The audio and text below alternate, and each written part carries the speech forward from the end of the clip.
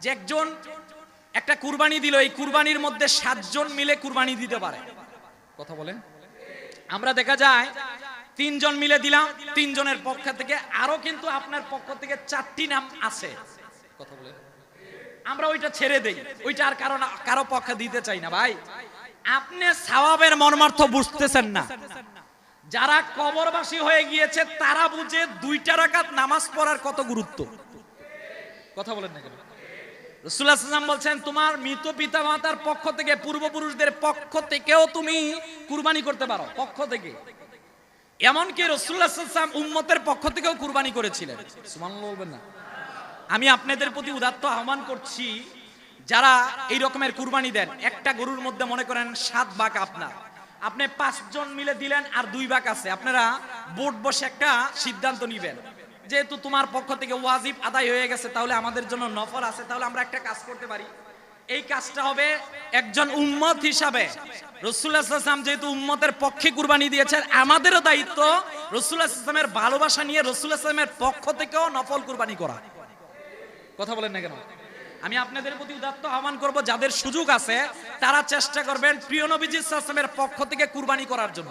বলুন, রব্বানা লাকাল হামদ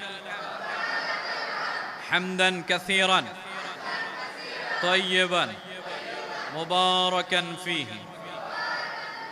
দুরূদ ও সালাম পেশ করছি রাহমাতাল লিল আলামিন, শাফিউল মুজনিবিন, সাইয়্যিদুল আম্বিয়া ওয়াল মুরসালিন, আফতাবে নবুওয়াত, শাহানশাহে রিসালাত, সরকারে দু আলম, মক্কার বাতি, মদিনার জ্যোতি।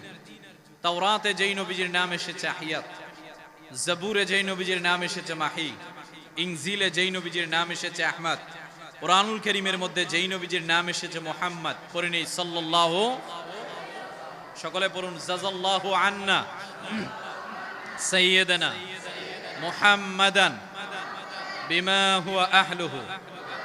সেই নবীজির উম্মত আল্লাহ সুবহানাহু ওয়া তাআলা আপনাকে আমাকে বিনা দরখাস্তে করেছেন, এই জন্য আমরা জবান ছেড়ে আরেকবার পড়ছি আলহামদুলিল্লাহ। সম্মানিত মুসল্লিয়ান কিরাম, আপনারা জানেন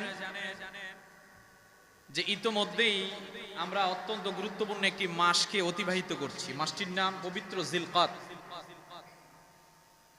যে মাসের প্রথম 10 দিনের ভিতরে 9 দিনের রোজা এতই গুরুত্বপূর্ণ যে প্রতি রোজাকে আল্লাহ রাসূল সাল্লাল্লাহু আলাইহি ওয়াসাল্লাম 1 বছর রোজা রাখার সওয়াবের সাথে তুলনা করেছেন। সুবহানাল্লাহ বলবেন না? সেই লক্ষ্যে আজকে আমরা প্রথম জুমাবার আমরা কিছু গুরুত্বপূর্ণ টপিক নিয়ে আলোচনা করব। আপনারা দেখেছেন ইতিমধ্যেই আল্লাহর ঘর কাবার উদ্দেশ্যে, বিশেষ করে ইয়াউমুল আরাফার উদ্দেশ্যে গোটা পৃথিবী থেকে সম্মানিত হাজী সাহেবগণ মক্কার মধ্যে পাড়ি জমিয়েছেন। আমি যদি ভুল না বলি, এই বছর গোটা পৃথিবী থেকে 26 লক্ষ হাজী সাহেবগণ হজ করতে ইতিমধ্যেই আল্লাহর ঘর কাবার পথে ওনারা উপনীত হয়ে গিয়েছেন। বলেন আলহামদুলিল্লাহ। রব্বুল আলামিন আমাদেরকেও এই পথের মুসাফির হিসাবে কবুল করুক, আমিন বলেন। জীবনে একবার যারা গিয়েছি বারবার যাওয়ার জন্য কবুল করুক, সকলে বলেন আমিন। রাসূল করিম সাল্লাল্লাহু আলাইহি ওয়াসাল্লাম আমাদেরকে উৎসাহ দিয়েছেন, বারবারের ব্যাপারে উৎসাহ দিয়েছেন। আল্লাহ হাবিব সাল্লাল্লাহু আলাইহি ওয়াসাল্লাম বলছেন, তাবিউ বাইনাল হজ্জি ওয়াল উমরা ফাইন্নাহুমা ইয়ানফিআনিল ফাকরা ওয়ায-যুনুব। তোমরা হজ ও উমরা একের পর এক করো, যদি এটা সামর্থ্য হয়, আর্থিকভাবে, শারীরিকভাবে, মানসিকভাবে, তাহলে রাসূলুল্লাহ সাল্লাল্লাহু আলাইহি ওয়াসাল্লাম বলছেন বারবার করো। করলে তোমাদের জন্য লাভ আছে 2টা। কয়টা? 2টা লাভ। এক, রাসূলুল্লাহ সাল্লাল্লাহু আলাইহি ওয়াসাল্লাম বলছেন তোমাদের জীবন থেকে আল্লাহ রাব্বুল আলামিন গুনাহগুলোকে দূর করে দিবেন। দ্বিতীয় লাভ, রাসূলুল্লাহ সাল্লাল্লাহু আলাইহি ওয়াসাল্লাম বলছেন তোমাদের জীবন থেকে দারিদ্রতা দূর করে দিবেন। আর যার হজটা কবুল হবে, মান হাজ্জা লিল্লাহি ফালাম ইয়ারফুস ওয়া লাম ইয়াফসুক রাজাআ কায়াউমিন ওয়ালাদাতহু উম্মুহু। যে ব্যক্তি হজে গেল আল্লাহর খুশির জন্য, সেখানে গিয়ে স্ত্রী সাথে মিলামেশা থেকে দূরে রইল, বিশেষত সেই ব্যক্তি গুনার কাজ থেকে দূরে রইল, যার মধ্যে এই গুণাবলীগুলো পাওয়া যাবে। রাসূলুল্লাহ সাল্লাল্লাহু আলাইহি ওয়াসাল্লাম বলছেন কামা ওয়ালাদাতহু উম্মুহু, এর হজটা হবে নবজাতক সন্তান জন্মগ্রহণ করলে যেমনি কোনো গুনাহ থাকে না, ওই ব্যক্তির হজটা হজ্জ মাবরুর, এর জীবনে কোনো গুনাহ থাকবে না। তো হাজী সাহেবগণ গিয়েছেন, আমরা হাজী সাহেবদের জন্য দোয়া করছি, আল্লাহ রাব্বুল আলামিন প্রত্যেকের হজগুলোকে কবুল করুক, সকলে বলেন আমিন। তবে এই জিলহজ, আমরা যেই মাসটির মধ্যে আমরা উপনীত হয়ে রয়েছি, এই জিলহজ মাসের মধ্যে আমাদের জন্য যেটা শিক্ষণীয় বিষয়, সে বিষয়টা হচ্ছে একজন হাজী সাহেব ওনার শরীরের মধ্যে শুধুমাত্র আরাফার দিন যে হজের কার্যক্রমগুলো রয়েছে, এই কার্যক্রমগুলোর মধ্যে যে সাদা কাপড় পরে ওনারা পরিহিত অবস্থায় থাকবেন, এর মধ্যে শিক্ষা রয়েছে। নাম্বার 1, এরা এমন একটি মাঠের মধ্যে যাবে, গোটা পৃথিবীর মুসলমানরা যেই মাঠের মধ্যে দাঁড়াবে জীবনের গুণা নিয়ে দাঁড়াবে। তবে এখান থেকে শিক্ষা এইটা, আখেরাতের ময়দানে গোটা পৃথিবীর সবাই আল্লাহর সামনে এই রকমের দাঁড়াবে। কথা বলেন না কেন? এখন হাজী সাহেবরা দাঁড়াচ্ছে দুটি কাপড় পরে, আপনি আমিও দাঁড়াবো আল্লাহর সামনে, এটা আমাদের জন্য শিক্ষা। হাজী সাহেব হজের কার্যক্রম শুরু করার জন্য যেমনি ভাবে স্বাভাবিক কাপড়কে চেঞ্জ করে সাদা কাপড়ে মণ্ডিত হয়ে গেল, এখান থেকে আমাদের জন্য শিক্ষা। হ্যাঁ, আমাদের মৃত্যু যখন চলে আসবে, গোসল শেষে আমাদেরকে এই ধরনের কাপড় দিয়ে আমাদেরকে মুড়ানো হবে। তবে ওই কাপড় যখন মুড়ানো হবে, এর পূর্বে আমাদের প্রস্তুতি নেওয়া প্রয়োজন আছে। কথা বলেন ঠিক কিনা? যদি একজন হাজী সাহেব সেখান থেকে শিক্ষা গ্রহণ করতে পারে, আমরা যদি এই মাসের মধ্যে শিক্ষা গ্রহণ করতে পারি, তাহলে আমরা সফলকামী। জিলহজ মাস আমাদেরকে শিক্ষা দিচ্ছে এইটা, আমাদের জন্য করণীয় এইটা। হাজী সাহেবের দিকে তাকিয়ে থাকবো যে হাজী সাহেব সাদা দুটি কাপড় পরে আরাফার মাঠের মধ্যে দাঁড়িয়ে আল্লাহর কাছে জীবনের গুনাহ মাফের জন্য চাচ্ছে। হ্যাঁ, গরিব হওয়া বিদায় আমরা যেতে পারি না, তবে আল্লাহর কাছে আমরা দোয়া করবো, আল্লাহ আপনিও আমাদেরকে ওই হাজী সাহেবের মতো ক্ষমা করে দেন, বলেন আমিন। হজ আমাদেরকে ধৈর্য শিক্ষা দেয়, হজ আমাদেরকে শয়তানের বিরুদ্ধে দাঁড়ানোকে শিক্ষা দেয়, হজ আমাদেরকে বিশ্ব মুসলিম যে ঐক্য ভ্রাতৃত্বের বন্ধন আবদ্ধের মাধ্যমে আরাফার ময়দানে দাঁড়ায়, এই জিনিসটাকে আমাদেরকে শিক্ষা দেয়। কথা বলেন ঠিক কিনা?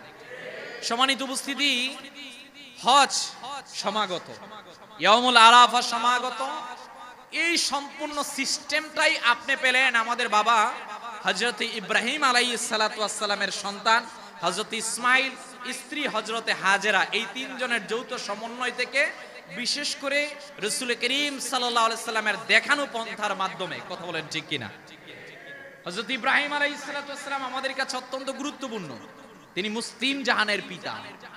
কথা বলেন ঠিক কিনা? দুনিয়ার অন্য কেউ নয়, মুসলিম জাহানের পিতা হযরত ইব্রাহিম আলাইহিস সালাতু ওয়াস সালাম। কথা বলেন ঠিক কিনা? হযরত ইব্রাহিম আলাইহিস সালাতু ওয়াস সালাম শিক্ষা দিলেন, নিজের বংশের লোকেরা ওনার বিরুদ্ধে দাঁড়িয়ে গেল, তিনি এসেছেন পৃথিবী থেকে মূর্তি পূজাকে দূরীভূত করার জন্য। মূর্তি পূজার কাছে মুসলমান যাবে? কথা বলে, আমি মুসলিমের দর্শন অনুযায়ী কথা বলছি, আমার দায়িত্ব মূর্তি পাহারা দেওয়া না, মূর্তি পাহারা দেওয়ার দায়িত্ব হলো গভর্নমেন্টের, রাষ্ট্রের যারা দায়িত্বশীল ওনারা মূর্তি পাহারা দিবে। আমি হুজুর কোনো মূর্তি পাহারা দিতে পারি না। কথা বলেন না কেন? এটা আমার আইডিওলজির সাথে যায় না, এটা আমার ইসলাম ধর্মের সাথে যায় না। হযরত ইব্রাহিম আলাইহিস সালাতু ওয়াস সালাম শিক্ষা দিলেন কি? আরে বংশের লোকেরা এরা মূর্তিগুলোর উপাসনা করে, তিনি বলছেন না, এটা সম্ভব না, কোশ্চিন কালেও সম্ভব নয়। নিজের বংশের লোকেরা ওনার থেকে দূরে চলে গেল, একা হয়ে গেলেন না, তিনি আস্থা হারান নাই। তৎকালীন সময়ে ডিক্টেটর, স্বৈর শাসক নমরুদ তার নাম। আপনারা জানেন এই পৃথিবীর শাসন করেছিলেন 4 জন শাসক। কয়জন? পূর্ব থেকে পশ্চিম, দক্ষিণ থেকে উত্তর।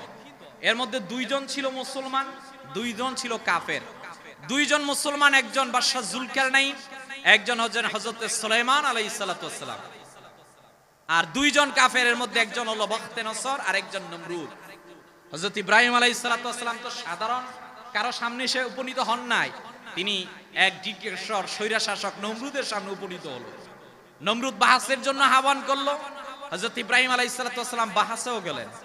সে এক পর্যায়ে বাহাস থেকে পরাজিত হয়ে গেল। শেষ মুহূর্তের মধ্যে নমরুদ সিদ্ধান্ত নিল এইটাই করা একমাত্র সমাধান, সেইটা হচ্ছে হযরত ইব্রাহিম আলাইহিস সালাতু ওয়াস সালামকে আমরা আগুনের মধ্যে ফেলবো যাতে সে ভস্ম হয়ে যায়। নাউজুবিল্লাহ বলবেন।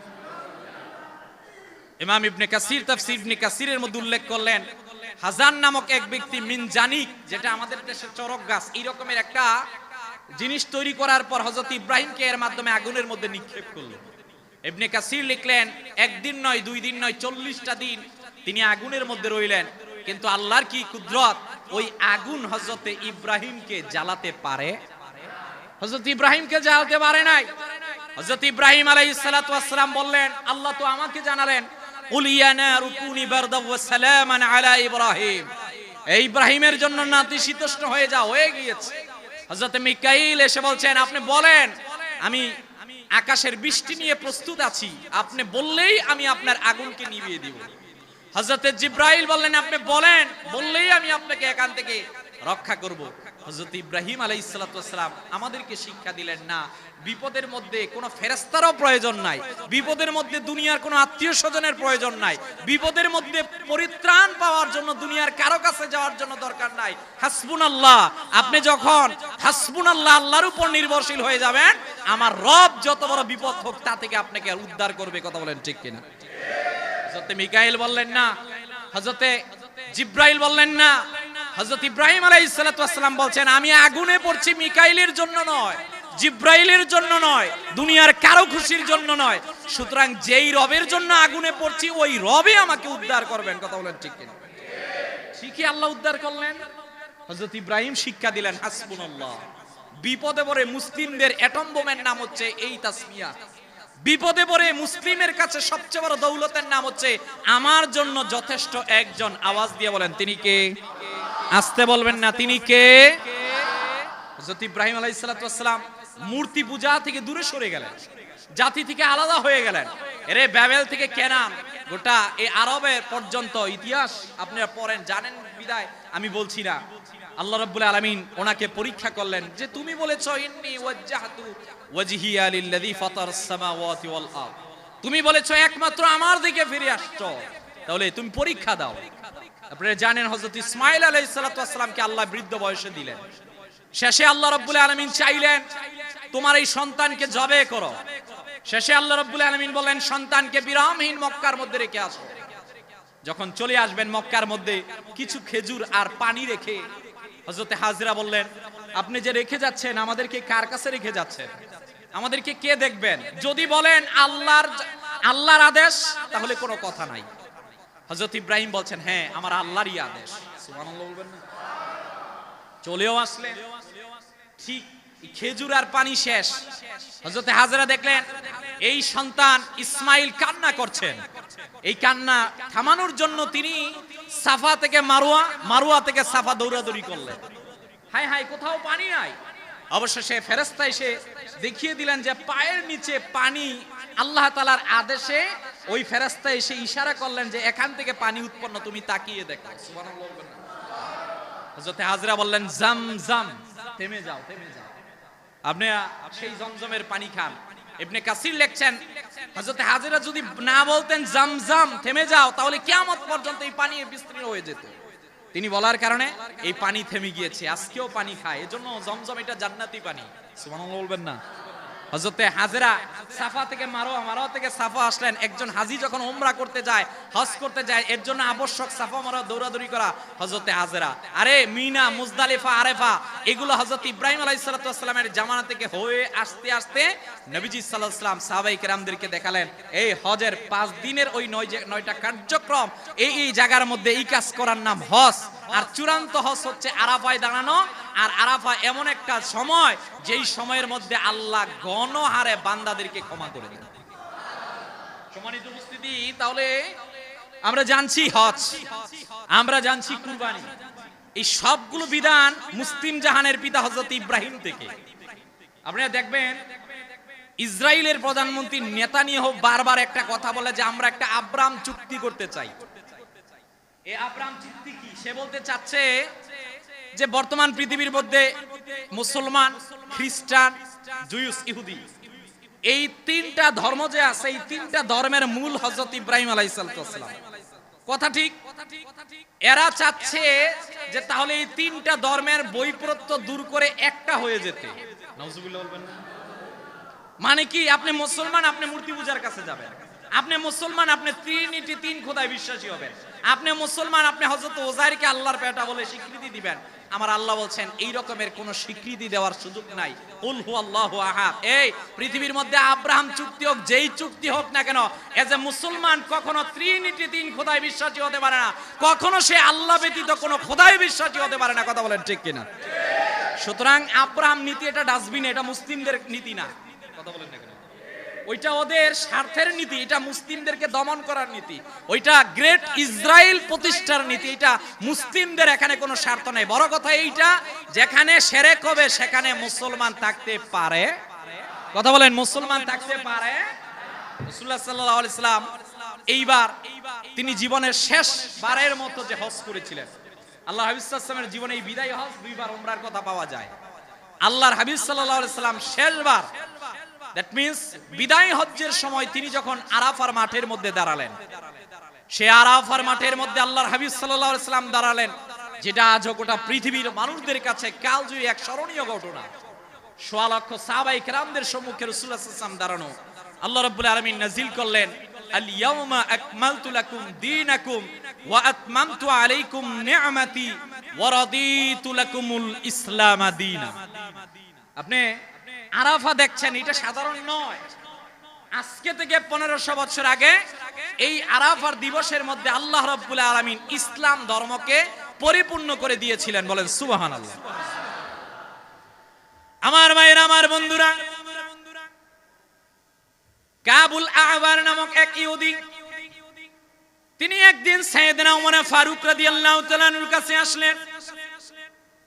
তিনি হযরত ওমরের কাছে এসে বললেন, ইয়া আমিরাল মুমিনিন, আয়াতুন ফি কিতাবিকুম তাকরাউনা লাউ আলাইনা মা'শারাল ইয়াহুদ নাযালাত লাত্তাখাযনা যালিকাল ইয়াওমা ঈদা। আমিরুল মুমিনিন হযরত ওমর দাঁড়ানো। সেই ইহুদি এসে ডাক দিয়ে বললেন, হযরত ওমর, আপনার কাছে একটা কথা বলতে চাই। হযরত ওমর জিজ্ঞেস করলেন, কি বলতে চাও? তুমি বলতে পারো। ওই ইহুদি ডাক দিয়া বললেন, আপনাদের কোরআনের মধ্যে এমন একটি আয়াত নাজিল হয়েছে, সূরা মায়েদার 3 নাম্বার আয়াত, যে আয়াতের মধ্যে আল্লাহ রাব্বুল আলামিন ইসলাম পরিপূর্ণর ব্যাপারে বলেছেন। আল্লাহ রাব্বুল আলামিন বললেন, আল ইয়াউমা আকমালতু লাকুম দীনাকুম ওয়া আতমামতু আলাইকুম নি'মাতি ওয়া রাদিতু লাকুমুল ইসলাম দীনা। বলেন আল্লাহু আকবার। ডাক দিয়া বলছেন, আপনাদের ইসলাম ধর্মের মধ্যে এমন একটি আয়াত নাজিল হয়েছে, যদি এই আয়াতটা আমাদের ইহুদিদের উপর নাজিল হতো তাহলে আমরা এই দিনটাকে ঈদের দিন হিসাবে পালন করতাম। আমিরুল মুমিনিন হযরত ওমর ডাক দিয়া বললেন, তুমি বলো কোন সেই আয়াত, যে আয়াতের ব্যাপারে তুমি বলছো তোমরা ঈদের দিন হিসাবে পালন করবা? ওই ইহুদি ডাক দিয়া বললেন, কোরআনুল কারীমের সূরা মায়েদার ওই আয়াত, ওই যে রব বললেন, আল ইয়াউমা আকমালতু লাকুম দীনাকুম, আল্লাহ যে বলেন ইসলামকে পরিপূর্ণ করে দিলেন, ওয়া আতমামতু আলাইকুম নি'মাতি, আল্লাহ যে বললেন নিয়ামত সম্পূর্ণ করলেন, আল্লাহ যে বললেন ওয়া রাদিতু লাকুমুল ইসলাম দীনা, চূড়ান্ত একমাত্র মনোনীত স্বীকৃত আল্লাহর কাছে গ্রহণযোগ্য ধর্মের নাম হলো ইসলাম। এই আয়াতটা যদি আমাদের ইহুদিদের উপর নাজিল হতো তাহলে আমরা ওই দিনটাকে ঈদের দিন হিসাবে পালন করতাম। হযরত ওমর ডাক দিয়ে বলেন, এই ইহুদি শোনো শোনো, তোমাকে জানিয়ে দিলাম এই আয়াত যেদিন নাজিল হয়েছে সেই দিনটা এমনিতেই মুসলমানদের কাছে দুইটা ঈদের দিন ছিল। বলেন সুবহানাল্লাহ। সাইয়েদনা ওমর ফারুক বলছেন, ওই দিন তো এমনিতেই দুইটা ঈদের দিন, একটা হচ্ছে ইয়াউমুল আরাফা, আরেকটা হচ্ছে জুমার দিন। সুবহানাল্লাহ বলবেন। আজকে জুমার দিন, আজকে ঈদের দিন। বছরে 52টা জুমা আপনার ঈদ, আর আরাফাকেও হযরত ওমর বলছেন ওইটাও ঈদের দিন। সাইয়েদনা আমিরুল মুমিনিন হযরত ওমর ডাক দিয়ে বলছেন, শোনো, তুমি বলতে চাচ্ছ এটা তোমরা ঈদের দিন পালন করতে, আমরা এটাকে এমনিতেই গুরুত্ব দিই। আমরা জানি আরাফার দিনের মধ্যে আল্লাহ তাআলা বছরের অন্য দিনের তুলনায় সবচেয়ে বেশি বান্দাকে এই দিন ক্ষমা করে, সুতরাং যেই দিন আল্লাহ বান্দাকে ক্ষমা করবেন ওইটা এমনিতেই মুসলিমদের কাছে ঈদের দিন। কথা বলেন ঠিক কিনা? ইবনে রজব হাম্বলি লেখছেন, বড় এক মুহাদ্দিস, তিনি বলছেন যেই দিন বান্দার জীবনে কোনো গুনাহ হয় না, গতকাল বৃহস্পতিবার, আজকে জুমার দিন, মনে করেন আজকে জুমার দিন আপনার কোনো গুনাহ হয় না, ইবনে রজব হাম্বলি লেখছেন ব্যক্তির জন্য আজকের দিনটাও একটা ঈদের দিন। ঈদ মানে কি? আনন্দ। কথা বলেন না কেন? আর মুমিনের আনন্দ তো ওইটা, যেই মুমিনের গুনাহ হবে না ও আনন্দ করবে, কিন্তু যার জীবনে গুনাহ আছে, ওর যত ধন সম্পদ অর্থকরী হোক না কেন, ও কখনো মুক্তভাবে যখন চিন্তা করবে আসলেই আদতে আল্লাহর মানদণ্ডে পুরস্কৃত বান্দা কখনো সে হতে পারবে না। কথা বলেন ঠিক কিনা? সম্মানিত উপস্থিতি, আল্লাহর হাবিব সাল্লাল্লাহু আলাইহি সাল্লাম এই আয়াত যেদিন নাজিল হলো ওই দিন বিদায় হজ্জের ভাষণ দিয়েছিলেন। বিদায় হজ্জের ভাষণ, রাসূলুল্লাহ সাল্লাল্লাহু আলাইহি ওয়াসাল্লাম ঈদের দিন মিনায় অবস্থান, এই বিষয়গুলোকে সামনে নিলে প্রায় 30টার অধিক বিষয়ে আল্লাহর হাবিব সাল্লাল্লাহু আলাইহি ওয়াসাল্লাম নসিহত করেছিলেন। কতটি বিষয়? 30টি বিষয়ের উপর, সবগুলো হাদিসকে যদি আপনি সামনে নেন। বিদায় হজ এটা একজন মুসলিমের, একজন মুসলমান হিসাবে আপনার আমার যে ভাষণগুলো রাসূলুল্লাহ সাল্লাল্লাহু আলাইহি ওয়াসাল্লাম দিয়েছিলেন, যে নসিহতগুলো করেছিলেন, সেই নসিহত সম্পর্কে প্রত্যেকের সম্যক ধারণা থাকা উচিত। কথা বলেন, প্রত্যেক মুসলমান জানা উচিত রাসূলুল্লাহ সাল্লাল্লাহু আলাইহি ওয়াসাল্লাম সেই শেষ ভাষণে কি বলেছিলেন। কারণ ইসলাম পরিপূর্ণ হয়েছিল ওই দিন। হ্যাঁ, অবশ্যই ওই দিনটা গুরুত্বপূর্ণ। রাসূলুল্লাহ সাল্লাল্লাহু আলাইহি ওয়াসাল্লাম বিদায় হজ্জের মধ্যে যে পয়েন্টগুলোকে সামনে নিয়ে কথা বলা, যে 1 নাম্বার বলেছিলেন বাল্লিগু আন্নি ওয়ালাউ আয়া, শোনো আমার কথা তোমরা যারা শুনছো, যারা তাদের স্মৃতিবোর্ডের মধ্যে আমার কথা এই মুহূর্তে ঢুকাচ্ছ, আমার কথা তোমরা প্রচার করে দাও, আমার কথাটা আরেক মুসলমানের কাছে প্রচার করে দাও, এটা তোমাদের জন্য করণীয়। এজন্য আজকে মিডিয়ার যুগ। হ্যাঁ, আপনি মিডিয়াকে ব্যবহার করবেন, কথা ঠিক, তবে বর্তমানে এআই সফটওয়্যারের ছয় লাভের কারণে আপনি কোনটা সঠিক তথ্য কোনটা ব্যাঠিক এটা কিন্তু বুঝতে পারছেন না। কথা বলেন, আপনি এআই সফটওয়্যারের মাধ্যমে গিয়ে বলবেন যে আমাদের খতিব সাহেব ওনার একটা বক্তব্য দেন এই ক্যাটাগরি, আপনি দেখবেন সেম আমার মতো বক্তব্য দিচ্ছে। কথা বলেন না কেন? এত বিভ্রান্তি আজকের এই 2026 সালে, এখনো তো দাজ্জাল আসেই নাই। রাসূলুল্লাহ সাল্লাল্লাহু আলাইহি ওয়াসাল্লাম বলছেন ও জান্নাত দেখাবে, ও জাহান্নাম দেখাবে। যখন দাজ্জাল আসবে তখন কত বড় ফিতনা আমাদের জন্য হবে। এজন্য ভাই, শুধু তথ্য পেলেই সেটা ফেসবুকে পোস্ট করা যাবে না, শুধু তথ্য পেলেই এটা আরেকজনের কাছে বলা যাবে না, শুধু তথ্য পেলেই এটা না জাস্টিফাই করে সেটা সমাজের মধ্যে প্রচার করা যাবে না। কারণ এই তথ্যটা এমনও হতে পারে যেই ব্যক্তির সাথে যার দ্বন্দ্ব, সেই ব্যক্তি তাকে বিপদে ফেলার জন্য এই তথ্যটা মিথ্যাও প্রচার করতে পারে। কথা বলেন না কেন? ইসলাম আমাদেরকে এই আদেশ দেয় না, ইসলাম বলে জাস্টিফাই করার জন্য। আপনি জাস্টিফাই না করলে আপনি লজ্জিত হবেন। এজন্য আমরা আজকের এই জামানার মধ্যে, যেহেতু ফিতনার জামানা, আমরা প্রচার করব ভালোটা, আমরা প্রচার করব কোরআন হাদিস, আমরা প্রচার করব এমন জিনিস। আপনি একটা জিনিস প্রচার করলেন, আপনার এই একটা জিনিস আরেকটা মানুষ যদি শোনে, সে যদি আমল করে, আপনিও এর একটা সওয়াব পাবেন, তাহলে এটা তো ভালো জিনিস। কিন্তু আপনি একটা খারাপ জিনিস প্রচার করলেন, আরেকটা লোক যদি খারাপ পথে যায়, এজন্য আল্লাহর কাঠগড়ায় আপনাকে দাঁড়াতে হবে। কথা বলেন ঠিক কিনা? এজন্য 1 নাম্বার রাসূলুল্লাহ সাল্লাল্লাহু আলাইহি ওয়াসাল্লাম বললেন যে বিষয়গুলো তোর মধ্যে আমার কথা প্রচার করে দাও। 2 নাম্বার রাসূলুল্লাহ সাল্লাল্লাহু আলাইহি ওয়াসাল্লাম বলছেন বিদায় হজ্জের মুহূর্তের মধ্যে যেমনি ভাবে তোমাদের ধন সম্পদ মাল হারাম অন্যের জন্য, এখানে তোমরা মানুষের ক্ষতি করছো না, অনুরূপ ভাবে এখান থেকে যাওয়ার পরেও মানুষের ক্ষতি করতে পারবা। 3 নাম্বার রাসূলুল্লাহ সাল্লাল্লাহু আলাইহি ওয়াসাল্লাম বলছেন 3টা বিষয় খেয়ানত করবা না। 1 নাম্বার ইখলাসের সাথে কাজ করবা, 2 নাম্বার শাসকের কল্যাণকামী হবা, 3 নাম্বার কখনো জামাত ওয়াতাসিমু বিহাবলিল্লাহি জামিআ, কখনোই ঐক্যবদ্ধ জামাত থেকে দূরে যাবা না। এই 3টা বিষয়ে কখনো তোমরা যেন খেয়ানতের কাতারের মধ্যে অন্তর্ভুক্ত না হও। 4 নাম্বার রাসূলুল্লাহ সাল্লাল্লাহু আলাইহি ওয়াসাল্লাম বলছেন জাহিলি যুগের সকল রক্তের বদলা আজকে শেষ। জাহিলি যুগ পায়ের নিচে পৃষ্ঠপ্রদর্শন হলো, জাহিলিয়াতের কোনো কিছু আসবে না।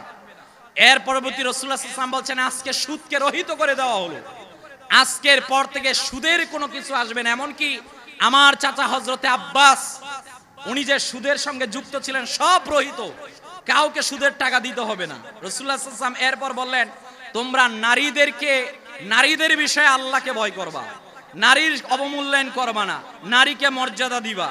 রাসূলুল্লাহ সাল্লাল্লাহু আলাইহি ওয়াসাল্লাম বলছেন 2টা বিষয় রেখে যাচ্ছি, তারাকতু ফিকুম আমরাইন লান তাদিল্লু মা তামাসসাকতুম বিহিমা কিতাবাল্লাহ ওয়া সুন্নাত রাসূলিল্লাহ। 2টা জিনিস রেখে যাচ্ছি, একটা হচ্ছে কোরআন, কোন হাদিসে সুন্নাহ, কোন হাদিসে আহলে বায়াত, এই 2টা জিনিস ছাড়বা না। এরপর রাসূলুল্লাহ সাল্লাল্লাহু আলাইহি ওয়াসাল্লাম বলছেন শোনো, তোমাদেরকে আমার সম্পর্কে আল্লাহ তাআলা জিজ্ঞেস করবেন। আমি যে আল্লাহ রাব্বুল আলামিনের পক্ষ থেকে তোমাদের কাছে দায়িত্ব নিয়ে এসেছি, আমি কি আমার দায়িত্ব পালন করতে পেরেছি? সোয়া লক্ষ সাহাবায়ে কেরামগণ আল্লাহর হাবিব সাল্লাল্লাহু আলাইহি ওয়াসাল্লামের সামনে দাঁড়িয়ে বলছেন, ইয়া রাসূলুল্লাহ সাল্লাল্লাহু আলাইহি ওয়াসাল্লাম, আপনি আল্লাহ তাআলার পক্ষ থেকে যেই দায়িত্ব নিয়ে এসেছেন সব দায়িত্ব পালন করেছেন, বলেন আল্লাহু আকবার। রাসূলুল্লাহ সাল্লাল্লাহু আলাইহি ওয়াসাল্লাম শাহাদাত আঙ্গুল মুবারক আকাশের দিকে উত্থিত করলেন। শাহাদাত আঙ্গুল মুবারক থেকে আকাশের দিকে উদিত করে আল্লাহর কাছে বললেন, আল্লাহ আপনি সাক্ষী থাকেন আমি আমার দায়িত্ব পালন করেছি। হ্যাঁ, সাহাবায়ে কেরামদের মাঝখানে হযরতে আবু বকর বুঝলেন, তাহলে মনে হয় ঠিকই রাসূলুল্লাহ সাল্লাল্লাহু আলাইহি ওয়াসাল্লাম আমাদের কাছ থেকে বিদায় নিয়ে চলে যাবে। রাসূলুল্লাহ সাল্লাল্লাহু আলাইহি ওয়াসাল্লাম এরপর বললেন, শোনো, একজন মুসলমান আরেক মুসলমান তার কাছ থেকে জানমালের হেফাজত পাবে, এ জবান থেকে আর হাত থেকে নিরাপদ থাকবে। রাসূলুল্লাহ সাল্লাল্লাহু আলাইহি ওয়াসাল্লাম বলছেন, তোমরা বেদাতের সাথে যুক্ত হবে না। রাসূলুল্লাহ সাল্লাল্লাহু আলাইহি ওয়াসাল্লাম বলছেন, শোনো, ইয়া ইউহান্নাস আলা কুল্লি আহলি বাইতিন ফি কুল্লি আমিন উদহিয়া, প্রত্যেক পরিবারের পক্ষ থেকে প্রতি বছর কুরবানি ওয়াজিব, কুরবানি দিতে হবে। রাসূলুল্লাহ সাল্লাল্লাহু আলাইহি ওয়াসাল্লাম বলেন, শোনো, যে অপরাধ করবে ওই অপরাধীকেই অপরাধের শাস্তি দেওয়া হবে, অন্য কাউকে নয়। রাসূলুল্লাহ সাল্লাল্লাহু আলাইহি ওয়াসাল্লাম বলছেন, তোমাদের প্রকাশ্য শত্রুর নাম শয়তান। রাসূলুল্লাহ সাল্লাল্লাহু আলাইহি ওয়াসাল্লাম বলছেন, শোনো, আমি চলে যাওয়ার পর তোমরা কখনো আর কুফরের দিকে ফিরে যাবে না। রাসূলুল্লাহ সাল্লাল্লাহু আলাইহি ওয়াসাল্লাম বলছেন, শোনো, আমার পরে পৃথিবীর মধ্যে আর কোন নবী রাসূল, কথা বলেন, নবী রাসূল আসবে না, নাই, এটাই চূড়ান্ত কথা। রাসূলুল্লাহ সাল্লাল্লাহু আলাইহি ওয়াসাল্লাম বলছেন, শোনো, নামাজ পড়বা, রোজা রাখবা, যাকাত দিবা, আমিরের আনুগত্য করবা। আইয়ামে তাশরিকের দিন রাসূলুল্লাহ সাল্লাল্লাহু আলাইহি ওয়াসাল্লাম বলছেন, শোনো, আমিরকে মান্য করবা। রাসূলুল্লাহ সাল্লাল্লাহু আলাইহি ওয়াসাল্লাম বলছেন, তোমাদের মধ্যে কে সাদা, কে কালো, কে ধনী, কে আরব, ডাজ নট ম্যাটার, এটা দেখা যাবে না। ইন্না আকরামাকুম ইনদাল্লাহি আতকাকুম, তোমাদের মাঝখানে দেখা হবে একমাত্র আল্লাহর ভয়। রাসূলুল্লাহ সাল্লাল্লাহু আলাইহি ওয়াসাল্লাম বলছেন, এইভাবে আল্লাহর হাবিব সাল্লাল্লাহু আলাইহি ওয়াসাল্লাম দাজ্জাল সম্পর্কে সতর্ক করেছেন, পরবর্তী ফিতনা সম্পর্কে সতর্ক করেছেন। হাদিসগুলোকে নিলে এই বিষয়গুলো আল্লাহর হাবিব সাল্লাল্লাহু আলাইহি ওয়াসাল্লাম সতর্ক করেছিলেন বিদায় হজ্জের সময়। তাহলে একজন মুসলমান হিসাবে আপনার আমার দায়িত্ব হলো এই বিষয়গুলো থেকে দূরে থাকা। কথা বলেন, আপনি যদি রাসূলুল্লাহ সাল্লাল্লাহু আলাইহি ওয়াসাল্লামের উম্মত দাবি করেন, তাহলে আপনার আমার জন্য দায়িত্ব বিদায় হজ্জের ভাষণ, যেই নসিহতগুলো করেছিলেন এই নসিহতগুলো পুঙ্খানুপুঙ্খানুভাবে আপনার আমার পালন করা। কথা বলেন, ঠিক কিনা? সম্মানিত উপস্থিতি, রাসূলুল্লাহ সাল্লাল্লাহু আলাইহি ওয়াসাল্লামের একটা পয়েন্ট নিয়ে আমি একটু কথা বলতে চাচ্ছি। সে পয়েন্টটি হচ্ছে, রাসূলুল্লাহ সাল্লাল্লাহু আলাইহি ওয়াসাল্লাম বলছেন, তোমরা যেমনি ভাবে আজকে এখানে নিরাপদ, অনুরূপ ভাবে পরবর্তী সময়েও তোমরা নিরাপদ। রাসূলুল্লাহ সাল্লাল্লাহু আলাইহি ওয়াসাল্লাম বলছেন, তুমি অন্যের জান নিয়ে টানাটানি করবে না। রাসূলুল্লাহ সাল্লাল্লাহু আলাইহি ওয়াসাল্লাম বলছেন, অন্যের ক্ষতি তুমি করবে না, তবে তোমাকে সচেষ্ট থাকতে হবে তোমার বাড়ির মধ্যে যে নারী আছে, এই নারী কারো মা, এই নারী কারো বোন, এই নারী কারো কন্যা, এই নারীকে এক এক জায়গায় এক এক মর্যাদা ইসলাম দিয়েছেন, নারীর ব্যাপারে তোমাকে সজাগ সচেতন থাকতে হবে। কথা বলেন, ঠিক কিনা? আজকে যে কথাটি না বললেই নয়, আপনারা দেখেছেন গত 2 দিনের বিষয়ে আমাদের গোটা বাংলাদেশের মানুষ আজকে আমরা মর্মাহত। যে বিষয়টি নিয়ে সেটি হলো রামিসা নামক 7 বছরের একটি ছোট্ট মেয়েকে যে ধর্ষণ করে তার শরীর থেকে মাথাকে আলাদা করা হয়েছে, যেই ঘটনাটি আইয়ামে জাহিলিয়াতের ঘটনাটাকেও হার মানায়। কথা বলেন, ঠিক কিনা?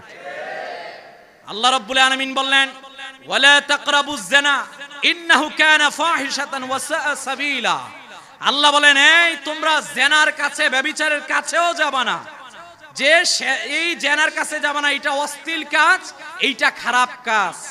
কোরআনের আয়াত সূরা বনী ইসরাইলের 32 নম্বর আয়াতের মধ্যে আল্লাহর এইটা ডিসাইড।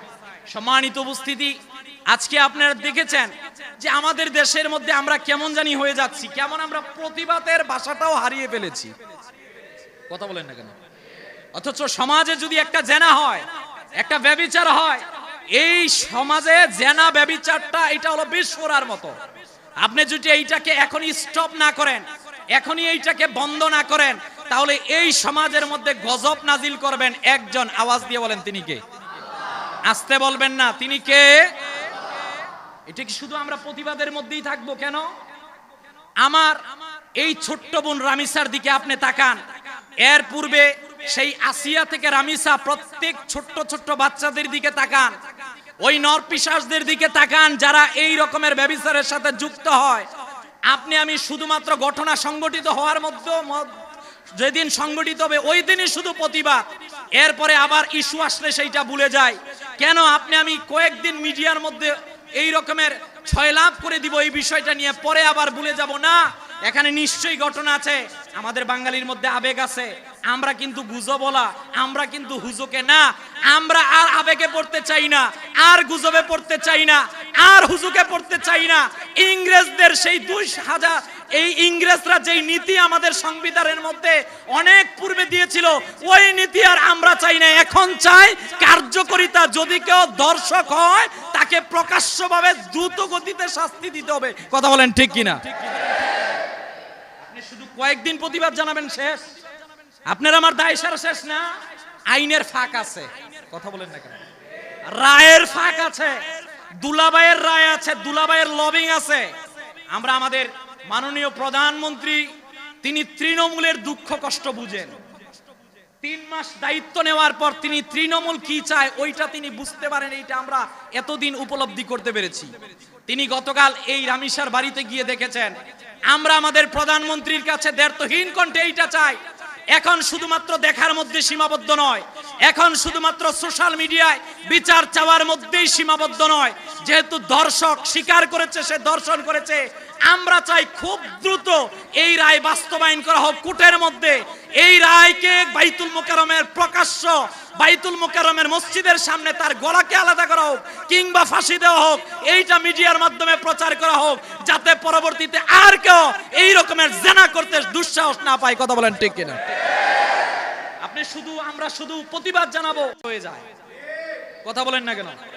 ফরিদপুরের সেই আসিয়ার ঘটনা আমরা দেখেছি, এই রকমের ছোট্ট ছোট্ট এই মেয়েদেরকে দর্শনের ঘটনা দেখেছি, কিন্তু পরবর্তীতে এরা এই আইনের ফাঁক ফোকর রেখে এরা সেখান থেকে মুক্তি পেয়ে যায়। সুতরাং আমরা চাই আমাদের দেশের সংবিধানের মধ্যে এই মুহূর্তের মধ্যে 2টা কাজ প্রয়োজন। একটা হচ্ছে এই জেনা ব্যভিচারের বিরুদ্ধে যেই সংবিধানে আইন আছে এইটাকে সংশোধন করা, আরেকটা হচ্ছে মাদকের বিরুদ্ধে, মাদকের যেই আইন আছে ওইটাকে সংশোধন করা।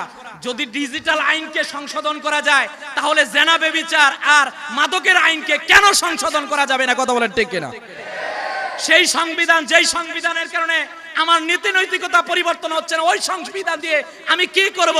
সুতরাং সংবিধানের প্রতি আমাদের আস্থা আছে, আমরা চাই ওই আস্থাকে বজায় রাখুন। আইন সংসদে এনে এটাকে কার্যকর করা, এই রায় নেওয়া হোক। যে জেনা করবে, যে দর্শন করবে তাকে ফাঁসি কাষ্ঠ দেওয়া হবে। কথা বলেন ঠিক কিনা? তবে এই কথা বলবেন না যে এগুলো তো মধ্যযুগীয় আইন না। যদি মধ্যযুগীয় আইন বলে ইসলামকে কটাক্ষ করেন তাহলে ঈমান থাকবে না। কথা বলেন না কেন? আরে আমার রাসূল যেটা দিয়েছেন এটা শরীয়ত, এটা কোরআনের আইন। কোরআনের আইন, কেউ যদি জেনা করে, ও যদি বিবাহিত হয়, আপনি ওকে রজম পাথর দিয়ে নিক্ষেপ করে হত্যা করেন। আপনি আজকে বাইতুল মুকাররমের সামনে ওই দর্শককে নিয়ে রায় দিয়ে সেখানে পাথর নিক্ষেপ করে হত্যা করে সোশ্যাল মিডিয়ায় প্রচার করেন। আমি বিশ্বাস করি আগামীকাল থেকে একটা দর্শকও বাংলাদেশে খুঁজে পাওয়া যাবে না। এখন আপনি আইনের ফাঁক রাখবেন, ওই দর্শক অ্যাডভোকেট ব্যারিস্টারকে দুলাভাইটাকে সেখানে মুক্তি পেয়ে যাবে। আমার দেশের এই রকমের কখনো দর্শন থেকে মুক্তি পাবে না। কথা বলেন ঠিক কিনা? এজন্য আমরা গভর্নমেন্টের প্রতি অনুনয় বিনয় সহিত বলতে চাচ্ছি, আমরা আর এই রকমের দর্শন দেখতে চাই না। ছোট্ট মেয়েটার দিকে চিন্তা করেন, একবার তাকান, যদি আপনার মেয়ে হতো, কথা বলেন না কেন? ও যদি আপনার বোন হতো, আপনার মা কেন কলিজা কাঁপে না? আপনার মন কেন কাঁপে না? আপনার নিজের দিক দিয়ে চিন্তা করেন। সে যদি আপনার হতো তাহলে তো আপনি এইভাবে চুপ থাকতে পারতেন না। সুতরাং আল মুসলিমা আখু মুসলমান, এক মুসলমান আর এক মুসলমানের ভাই হিসাবে আমরা এইটা দ্ব্যর্থহীন কণ্ঠে বলতে চাই, জেনা ব্যভিচার মাদকতা যেগুলো আছে এগুলোর আইনকে গভর্নমেন্ট পরিবর্তন করে আইনকে দ্রুত বাস্তবায়ন করুক। কথা বলেন ঠিক কিনা? রাসূলুল্লাহ সাল্লাল্লাহু আলাইহি ওয়াসাল্লাম আমাদেরকে শিক্ষা দিলেন, এই রাসূলুল্লাহ সাল্লাল্লাহু আলাইহি ওয়াসাল্লাম বিদায় হজ্জে আমাদেরকে শিক্ষা দিলেন প্রত্যেককে প্রত্যেকের মর্যাদা দাও। আমরা দিতে জানি না, আমরা দেই না, এটা আমাদের ব্যর্থতা। যতদিন দিব না এতদিন পর্যন্ত আমরা সফলকামী হতে পারবো। সম্মানিত উপস্থিতি, রাসূলুল্লাহ সাল্লাল্লাহু আলাইহি ওয়াসাল্লাম যেই দিন বিদায় হজ্জের ভাষণ দিয়েছিলেন ওই দিনটা ছিল আরাফার দিন। কোন দিন? সবাই বলেন কোন দিন? রাসূলুল্লাহ সাল্লাল্লাহু আলাইহি ওয়াসাল্লাম বলছেন, সিয়ামু ইয়াউমি আরাফা আহতাসিবু আলাল্লাহি আইয়ুকাফফিরা সানাতাল্লাতী ক্বাবলাহু ওয়া সানাতাল্লাতী বা'দাহু। আল্লাহ রাসূল সাল্লাল্লাহু আলাইহি ওয়াসাল্লাম বলছেন, আমি আশাবাদী কেউ যদি আরাফার রোজাটি রাখে তাহলে তার পূর্বের 1 বছর আর পরের 1 বছর, এই 2 বছরের জীবনের গুনাহ খাতা আল্লাহ মাফ করে দিবেন। রাসূলুল্লাহ সাল্লাল্লাহু আলাইহি ওয়াসাল্লাম বলেন, আরাফার দিন ইসলাম পরিপূর্ণ হওয়ার দিন। রাসূলুল্লাহ সাল্লাল্লাহু আলাইহি ওয়াসাল্লাম বলছেন এই দিন গুনাহ মাফের দিন। রাসূলুল্লাহ সাল্লাল্লাহু আলাইহি ওয়াসাল্লাম বলছেন এই দিন এত সংখ্যক বান্দাদেরকে আল্লাহ জাহান্নাম থেকে মুক্তি দেন, অন্য দিনে দেন না। ওই দিন রাসূলুল্লাহ সাল্লাল্লাহু আলাইহি ওয়াসাল্লাম বলছেন খায়রুদ দুআই দুআ ইয়াউমুল আরাফা, সবচেয়ে উত্তম দোয়া ওইটা যেটা আরাফার দিন করা হয়।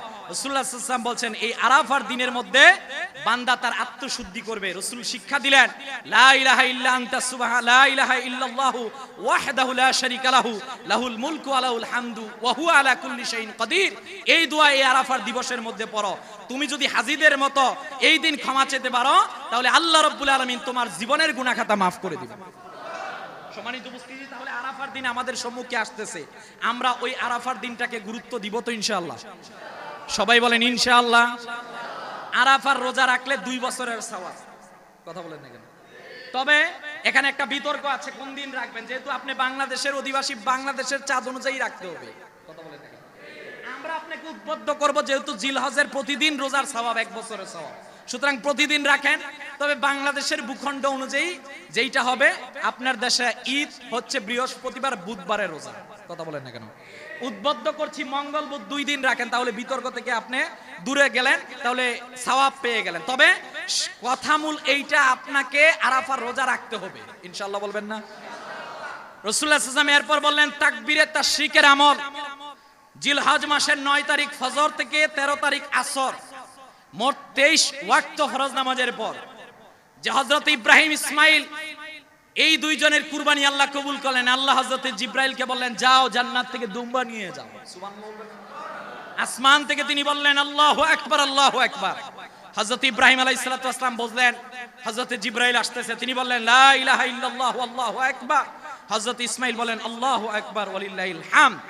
এই 3 জনের যৌথ সমন্বয়ের যে আল্লাহর প্রশংসাবোধক এই যে তাসমিয়াটা, এই তাকবীরটা আল্লাহ তাআলার কাছে এত পছন্দ হয়েছে, প্রতি বছর উম্মতি মুহাম্মদীদের কাছে স্মরণ করানোর জন্য জিলহজের 9 থেকে 13 তারিখ আসর পর্যন্ত 23 ওয়াক্ত ফরজ নামাজের পর পুরুষরা একবার উচ্চ আওয়াজে, নারীরা নিম্ন আওয়াজে পড়াটাকে আল্লাহ তাআলা উম্মতের জন্য ওয়াজিব করে দিয়েছেন। বলেন আল্লাহু আকবার। এজন্য আমরা তাকবীরে তাশরিকের আমলটা করব। যদি ভুলে যায় তাহলে তওবা ইস্তেগফার করবে, তবে খেয়াল রাখতে হবে ইমাম সাহেব ভুলে গেলে মুসল্লি পিছন থেকে জোর আওয়াজে বলে দিবে। আমরা তাকবীরে তাশরিকের আমলটা করব ইনশাআল্লাহ। বলেন ইনশাআল্লাহ। রাসূলুল্লাহ সাল্লাল্লাহু আলাইহি ওয়াসাল্লাম আমাদেরকে শিক্ষা দিলেন, ওই যে কুরবানি আসছে, এই কুরবানির মাসালা আমরা শুনেছি। আমি একটা পয়েন্ট নিয়ে আপনাদের কাছে বলতে চাচ্ছি, সেটা হচ্ছে আমরা যারা ভাগে কুরবানি দেই, আমাদের মাঝখানে এমন দেখা যায় যে একজন একটা কুরবানি দিল, এই কুরবানির মধ্যে 7 জন মিলে কুরবানি দিতে পারে। কথা বলেন।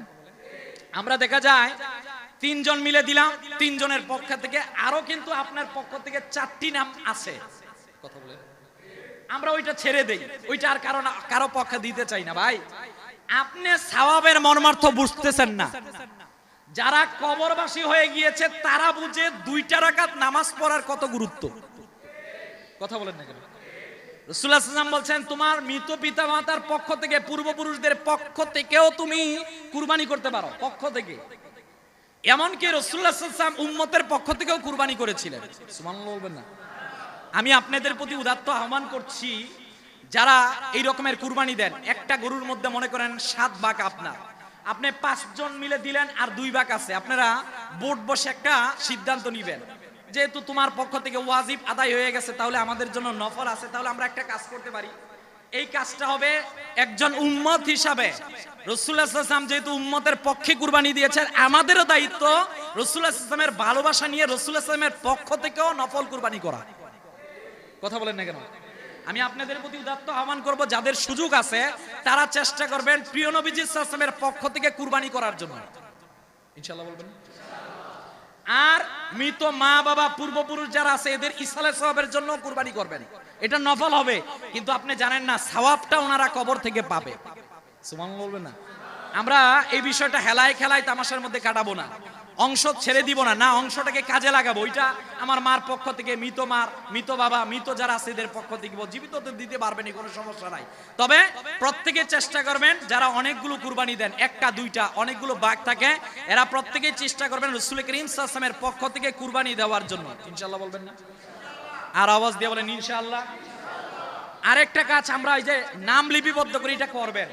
এখন অনেক ফতুয়া দেখবেন যে এটা করার দরকার না। আরে ভাই, নিজের ভিতরটাকে ইসলাহ করার জন্য আপনি কুরবানির পশু ক্রয় করলেন, বাস ক্রয় করা পর্যন্ত না, এইটা ক্রয় করা থেকে জবে পর্যন্ত প্রতি মুহূর্ত আপনার ভিতরে এই কুরবানির বিষয় থাকতে হবে। কথা বলেন না কেন?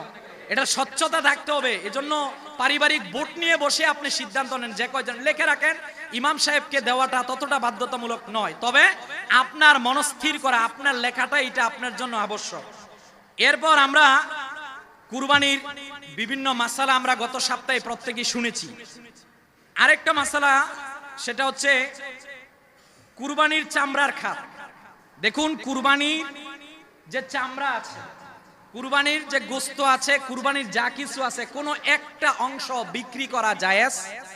কথা বলেন, জায়েজ? বিক্রি করা যাবে না।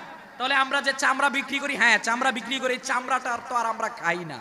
কথা বলেন, চামড়া যেহেতু খাই না, তাহলে এটা বিক্রি করে এটা কাদেরকে দেই? ওই যে যারা গরিব মিসকিন আছে। মনে রাখবেন, চামড়ার টাকা মসজিদ, মাদ্রাসা এই রকমের কোনো কাজে ব্যবহার করা যাবে না। তাহলে আমরা যে মাদ্রাসার মধ্যে দেই না, মাদ্রাসার লিল্লাহ ফান্ডের মধ্যে দেই। কথা বলেন না কেন? লিল্লাহ ফান্ডের মধ্যে ইয়েতিম মিসকিনরা থাকে। দেখেন, দিন হেফাজতের দায়িত্ব আল্লাহ তাআলার কাছে, আপনার আমার দায়িত্ব হলো দ্বীনের সঙ্গে যুক্ত থাকা। আল্লাহর হাবিব সাল্লাল্লাহু আলাইহি ওয়াসাল্লাম মদিনায় আহলে সুফফাদের জন্য নিজের বাড়ির হুজরার পাশে তিনি আহলে সুফফার জায়গা করে দিলেন, যেখানের ছাত্র ছিলেন হযরত আবু হুরায়রা, সালমান ফারসি, এই রকমের রিদওয়ানুল্লাহি তাআলা আলাইহিম আজমাইন সাহাবায়ে কেরামগণ। ওনারা দ্বীনের পক্ষে কাজ করেছিলেন, সব সময় রাসূলুল্লাহ সাল্লাল্লাহু আলাইহি ওয়াসাল্লামের হাদিসকে সংগ্রহণ করেছিলেন। আপনি বর্তমান জামানার মধ্যে মাদ্রাসা লিল্লাহ ফান্ডের মধ্যে কাদেরকে দিচ্ছেন? যে আর বাড়ির মধ্যে মা নাই, বাবা নাই, যে এতিম মিসকিনের কাতারের মধ্যে অন্তর্ভুক্ত। প্রতিষ্ঠান আপনাকে, প্রতিষ্ঠান এতিম মিসকিনকে লালন পালন ধারণ করছে। আপনি আপনার যাকাত আর কুরবানির ফান্ড থেকে যে টাকাগুলো দিচ্ছেন, এখানে দিলে দুইটা লাভ। একটা হচ্ছে আপনি এতিম মিসকিনকে দিলেন, আরেকটা হলো এরা দ্বীন শিক্ষা করছে। এই যে দ্বীন শিক্ষা ওরা শেষ পর্যন্ত যাচ্ছে, আপনি যে অর্থ দিয়ে তাদেরকে হেল্প করছেন, এইটার সঙ্গে কেমন জানি আপনিও তাদেরকে সাহায্য করলেন। কথা বলেন না কেন? হ্যাঁ, আপনি গরিব মিসকিনকে দিবেন, আমি উৎসাহ দিচ্ছি, তবে এতিম মিসকিন যারা দ্বীনের সাথে যুক্ত আছে এদেরকে দেওয়ার জন্য চেষ্টা করবেন। দিলে লাভ দুইটা। লাভ কয়টা? সবাই বলেন, লাভ কয়টা? একটা এতিম মিসকিন আর একটা দ্বীনের পথে আপনিও অগ্রগামী হলেন। তবে জাস্টিফাই করে নিবেন সেইটার মধ্যে লিল্লাহ ফান্ড আছে কিনা। আমাদের বাড়ি মজলিস মাদ্রাসা জামি মসজিদের মধ্যে আপনারা জানেন লিল্লাহ ফান্ড আছে। আপনারা জানেন এখানে এই বছর আলহামদুলিল্লাহ 18 জন মেয়ে আরো পুরুষ আছে। অসংখ্য কোরআনুল কারীমের হেফজ সম্পূর্ণকারী ছাত্ররা প্রতি বছর বাইর হচ্ছেন। ও ভাই, আপনি যে দিচ্ছেন, এরা যে হাফেজ হচ্ছে, এটার সওয়াব কি আপনি পাবেন না? কথা বলেন, পাবেন না? এজন্য আপনাদের প্রতি উদাত্ত আহ্বান করব, যেমনি ভাবে প্রতি বছর দিতেন ওই রূপ ভাবে আপনাদের চামড়াগুলো যাতে এই লিল্লাহ ফান্ডের মধ্যে চলে আসে। সকলে বলি ইনশাআল্লাহ, আর আওয়াজ দিয়ে বলি ইনশাআল্লাহ। আরেকটা বিষয়, কুরবানির পশু জবেকারীর পারিশ্রমিক হিসাবে। দেখুন, কুরবানির পশুর যিনি জবে করবেন, এইটা ওনার আর আপনার একান্ত বিষয়। এখানে আপনি গোশতের সাথে তাকে সংযুক্ত করতে পারবেন। কথা বলেন, সংযুক্ত করতে পারবেন। আপনি একটা গরু কিনলেন 1 লক্ষ 2 লক্ষ টাকা দিয়ে, একজন হুজুর, তিনি তো সম্মানিত মানুষ, তিনি আপনার বাড়িতে আসলো জবে করার জন্য। আমাদের এখান থেকে কোনো নির্ধারণ করা হয় নাই যে 500 টাকা 1000 টাকা দিতে হবে, এরকমের কোনো নির্ধারিত বিষয় নাই। গত মিটিং এ সিদ্ধান্ত হয়েছে, এটা সম্পূর্ণ আপনার ইনসাফের উপর। কথা বলেন না, আপনি দিলেও দিতে পারেন, না দিলেও দিতে পারেন, তবে চেষ্টা করবেন, যেহেতু আপনার ইনসাফের উপর ফেলেছি, হুজুর তিনি সম্মানিত মানুষ, বছরে একদিন আনা যায় না, দাওয়াত দিও, আজকে অন্ততপক্ষে একটা কাজের জন্য এনেছেন, কিছু হলেও দেন। কথা বলেন, কিছু হলেও দেন, এটা আপনার ইনসাফের উপর। আমি আবারও বলছি, পেশার কি নয়, যিনি সম্মানিত মানুষ আপনার বাড়িতে আসেন। আর ভাই, একটা গরু জবাই করা এটা সহজ কাজ না। কথা বলেন না, কত লোক আমি দেখেছি গরু জবাই করতে যায় মানুষের কান কেটে ফেলে দিয়েছে। আমার এলাকায় গাজীপুরে, কালীগঞ্জে আমি দেখেছি এক লোকের হাত শেষ। উনি চাইছিল নিজে না। আপনি কুরবানি উত্তম হলো নিজে করতে পারলে নিজে বেস্ট, কিন্তু না পারলে অনেকে ভয়ের কারণে করি না, দেখতে সুঠাম দাও, যদি দেই কুরবানি করো, বলছে আই এম সরি। কথা বলেন না, আমি পারবো না, এজন্য না। একজন মানুষ যাচ্ছে, ওনাকে আপনি করবেন, এটা আপনার একান্তগত বিষয়। আপনি 1 টাকা দিলেও সেই, 5 টাকা দিলেও সেই, তবে চেষ্টা করবেন ইনসাফ করার জন্য। ইনশাআল্লাহ বলবেন না?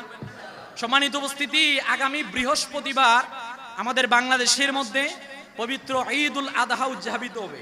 ইনশাআল্লাহ বলেন, আর আওয়াজ দিয়ে বলেন ইনশাআল্লাহ। আমাদের বাড়ি মজলিস কর্তৃপক্ষ যিনারা আছেন ওনারা মিটিং এর মাধ্যমে এইটা সিদ্ধান্ত নিয়েছেন, আমরা আলহামদুলিল্লাহ রব্বুল আলামিন যদি আমাদের প্রতি আহসান করেন, দয়া করেন, তাহলে প্রতিবারের মতো এইবারও বাড়ি মজলিস কেন্দ্রীয় ঈদগাহের মধ্যে আমরা ঈদুল আজহার নামাজ পড়ব ইনশাআল্লাহ। বলেন আর আওয়াজ দিয়ে বলেন ইনশাআল্লাহ। তবে সার্বিক অবস্থা বিবেচনা করে এখানে সময় নির্ধারণ করা হয়েছে সকাল 8টার সময়। কয়টায়? সকাল 8টা, যেহেতু এটা সেন্ট্রাল ঈদগাহ, সব দিক বিবেচনা করেই এখানে 8টার সময় দেওয়া হয়েছে। আপনারা এই 8টার অনেক আগেই চলে আসবেন, যেহেতু বয়ান হবে। আমরা নির্ধারিত সময়ে প্রতিবারের মতো ঈদুল আজহার নামাজ শুরু করব, সকলে বলেন ইনশাআল্লাহ। শেষ ঈদের দিনের কয়েকটা সুন্নত, যেহেতু গুরুত্বপূর্ণ রাত, ঈদের রাত্রটাকে ইবাদত করবেন। ঈদের দিনের প্রথম সুন্নত ভোরে ভোরে উঠা, তাহাজ্জুদের নামাজ পড়া। 2 নাম্বার মেসওয়াক করা। 3 নাম্বার ঈদের দিন ঈদগাহে আসার পূর্বে গোসল করা। 4 নাম্বার ভালো পরিষ্কার কাপড় পরা। 5 নাম্বার সুগন্ধি ব্যবহার করা। 6 নাম্বার ঈদগাহে যাওয়ার আগে কিছু না খাওয়া। এটা কুরবানি ঈদের সময় যিনি কুরবানি দিবেন, এটা তো পারা যায় না, যারা পারেন চেষ্টা করবেন কুরবানি করে এসে খাওয়ার জন্য। এরপর রাসূলুল্লাহ সাল্লাল্লাহু আলাইহি ওয়াসাল্লাম বলছেন, ঈদগাহে যাওয়ার সময় কুরবানি ঈদের সময় উচ্চ স্বরে আল্লাহু আকবার, আল্লাহু আকবার, লা ইলাহা ইল্লাল্লাহু, আল্লাহু আকবার, আল্লাহু আকবার, ওয়ালিল্লাহিল হামদ। এক রাস্তা দিয়ে যাওয়া, আরেক রাস্তা দিয়ে আসা, তবে উচ্চ স্বরে এই তাকবীরটা বলতে বলতে যাবেন, বলতে বলতে আসবেন। আগে আগে ঈদগাহের মধ্যে যাওয়া, এবং যিনি কুরবানি দিবেন ওই ব্যক্তি ঈদগাহের মধ্যে ঈদের নামাজ সম্পূর্ণ করার পর সব কাজ শেষে বাড়ির মধ্যে এসে পশুকে জবাই করবেন। আল্লাহ তাআলা আমাদের কুরবানিগুলোকে কবুল করুক, আমিন বলবেন না? আর আওয়াজ দিয়ে বলেন আমিন। সম্মানিত উপস্থিতি, তাহলে আমরা কুরবানির সবগুলো মাসাইল জেনেছি। আমরা হজ সম্পর্কে আলোচনা শুনেছি, আরাফার রোজা, তাকবীরে তাশরিক, ঈদ সম্পর্কে সবগুলো আলোচনা শুনেছি। এখন সময় এসেছে আমল করার। কথা বলেন ঠিক কিনা? আমি প্রত্যেকের প্রতি উদাত্ত আহ্বান করছি, যারা পশু কিনেছেন, কিনবেন, নিয়ত সই করবেন। একমাত্র পশুটা জবাই হবে একজনের খুশির জন্য, তিনি কে? তবে পশুটা আমার নামে নয়, পশুটা হবে আল্লাহর নামে। কার নামে? সবাই বলেন কার নামে? আল্লাহর নামে। আমার পক্ষ থেকে আমি কুরবানি করব। আল্লাহ রাব্বুল আলামিন আমাদের প্রত্যেকের কুরবানিগুলোকে কবুল করুক, সকলে বলেন আমিন। আল্লাহ রাব্বুল আলামিন যারা হজ করতে গিয়েছেন প্রত্যেকের হজগুলোকে কবুল করুক, বলেন আমিন। এর উসিলায় আমাদের মৃত মা বাবা, কবরবাসী যারা, প্রত্যেককে আল্লাহ মাফ করে দেন, সকলে বলেন আমিন।